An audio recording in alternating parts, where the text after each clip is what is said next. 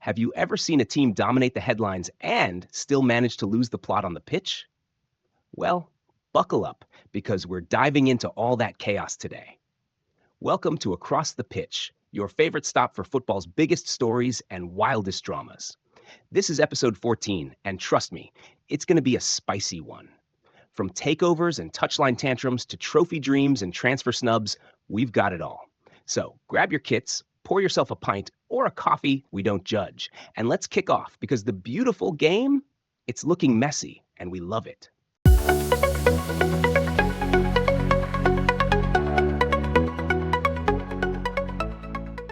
All right, let's talk about Everton. The Toffees just went and got themselves a brand new owner. That's right, Farhad Moshiri's chaotic era is officially over.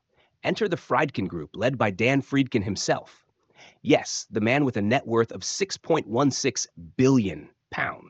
Casual. They've snatched up 94.1% of the club, which, fun fact, makes Everton the 10th Premier League club under American ownership. That's 10 out of 20, folks. Half the league is basically brought to you by the Stars and Stripes. Now, Friedkin?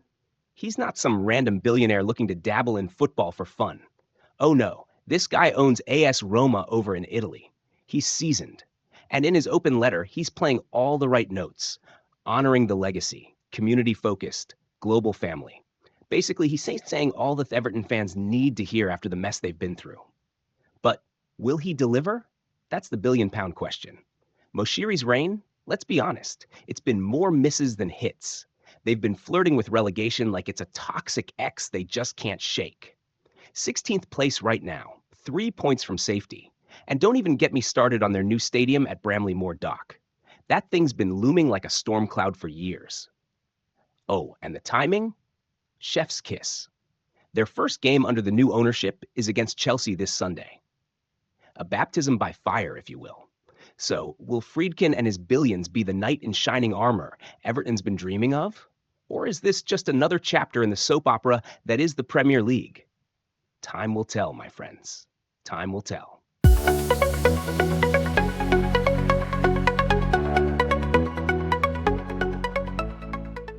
So, Wolves have officially pulled the trigger. Gary O'Neill is out, and in comes Vitor Pereira. And when I say it's a crisis over at Molineux, I mean it's full-on DEFCON 1. 19th in the table, 5 points from safety, and absolutely 0 wins in their last 4 games. Ipswich Town, of all teams, handed them their latest L with a last-minute header. Ouch! But wait, it gets juicier. O'Neill didn't just lose games. He lost the dressing room. Drama? Oh, we've got plenty. Mario Lemina got stripped of the captaincy after a scuffle. Ait Nouri? Red-carded in the tunnel for brawling post-match. And Matheus Cunha? The guy picked a fight with Ipswich security. This isn't football. It's EastEnders. Now, Pereira, he's stepping into this firestorm with an 18-month contract. The guy's got a resume, though. Porto, Olympiacos, Corinthians, Flamengo, you name it, he's managed it.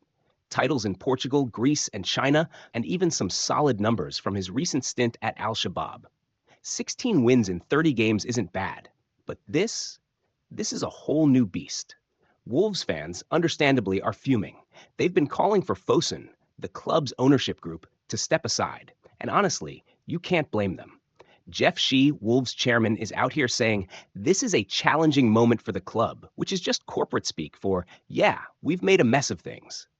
The big question is, can Pereira's experience and shiny trophy cabinet save Wolves from the drop? Or are we just seeing the next chapter in a season that's spiraling faster than a Ruben Neves free kick? Stay tuned, because this soap opera isn't ending anytime soon.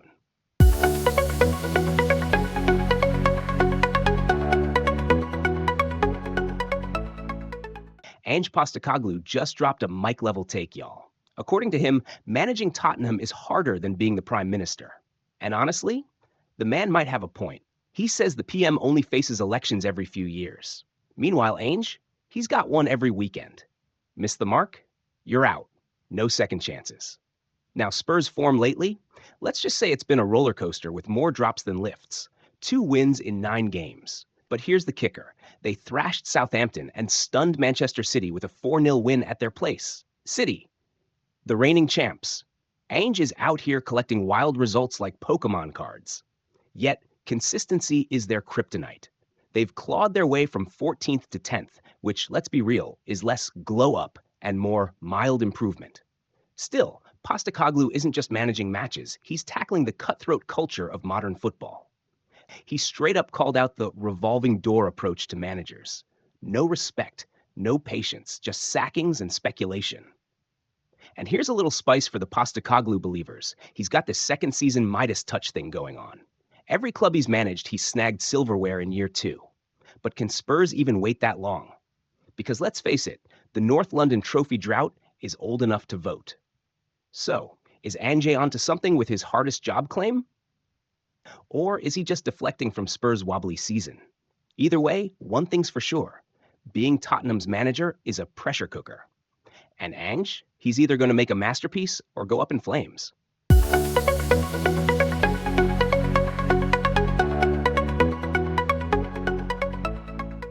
All right, Spurs fans, buckle up. Your Carabao Cup journey just got real. After Thursday's bonkers 4-3 win over Manchester United, Tottenham's prize is a semi-final showdown with none other than Liverpool.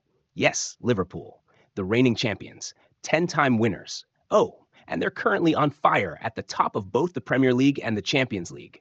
Casual. Now, this isn't your standard one-off drama. These semis, 2 legs. First one kicks off the week of January 6th, with Spurs hosting Liverpool in North London. The second leg, that's set for February at Anfield, a venue that's about as welcoming as a shark tank. Meanwhile, across town, Arsenal will be taking on Newcastle in the other semi. And get this, Newcastle already beat Arsenal 1-0 earlier this season, so they're not exactly walking into this one quietly either. Back to Spurs, though. This is big, like massive. The last time they won this competition? Juande Ramos was in charge. 17 years ago. Spurs haven't seen a major trophy since. Liverpool, on the other hand, basically have to build new shelves for their silverware every year. Oh, and don't forget, Spurs and Liverpool face off in the league this weekend before the cup fireworks even start. So yeah, the stage is set for a high-stakes January. The question is, can Ange Postecoglou rally his inconsistent squad to finally bring home some glory? Or is this just another chapter in the so close yet so far saga? Stay tuned. This one's going to be wild.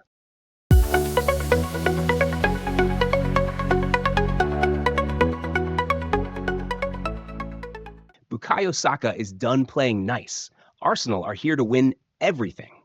After coming off the bench to bag an assist in their Carabao Cup victory over Crystal Palace, the 23-year-old star is making it crystal clear. We're ready to compete for every trophy.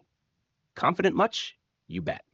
Sure, Arsenal are sitting third in the Premier League, 6 points behind Liverpool. But don't let that fool you. They're unbeaten in their last 9 matches across all competitions.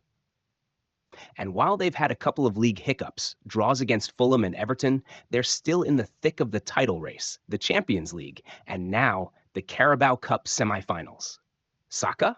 He's using all those close calls as fuel. 2 near misses in the Premier League, 2 back-to-back heartbreaks in European finals with England. He says those moments are horrible and that they've only made him hungrier.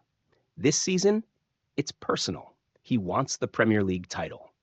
He wants silverware, period. And he's tired of hearing about evolution and development.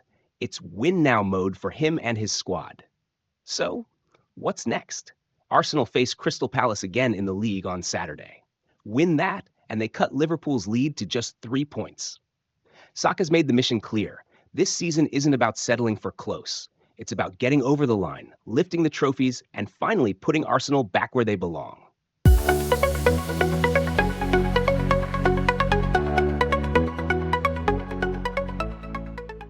Vinicius Jr.? Oh, he's unbothered by that Ballon d'Or snub. After helping Real Madrid bag the FIFA Intercontinental Cup with a 3-0 win over Pachuca, the Brazilian star had a few words. An award where people chose not to vote for me won't change what I think or what my teammates tell me every day. Translation? Keep your trophy. I've got bigger goals. Let's not forget, this guy was a frontrunner for the award. La Liga title? Check. Champions League crown? Check. Yet, somehow, Rodri swooped in and snagged it. Real Madrid was so heated, they boycotted the ceremony. Drama much? But Vinicius isn't letting the snub mess with his vibe. I'm at the best club in the world. he said, adding that being undermined earlier in his career only fueled his rise. His focus? Real Madrid and keeping their legacy alive. And if that means teaming up with Kylian Mbappe to dominate, even better. Vinicius admitted he dreamed of playing alongside Mbappe and called him fantastic. The bromance is real. Sure, Real Madrid hasn't been flawless this season. They're trailing in La Liga and had a shaky Champions League group stage. But with Vinicius calling his squad the chosen ones, their confidence is sky high. And hey, when you're crowned the best club in the world, it's hard to argue. Next up, Sevilla on Sunday. And you better believe Vinicius is out to prove that he doesn't need a Ballon d'Or to show he's one of the best in the game. And that's a wrap for this episode of Across the Pitch. If you made it this far, you're officially part of the squad. Don't forget to hit that like button. It helps us keep the ball rolling. Subscribe if you haven't already, because trust me, you don't want to miss what's coming next. Got thoughts? Hot takes? Drop them in the comments. We're all ears. Until next time, stay passionate, stay opinionated, and remember, football isn't just a game, it's life. Catch you later.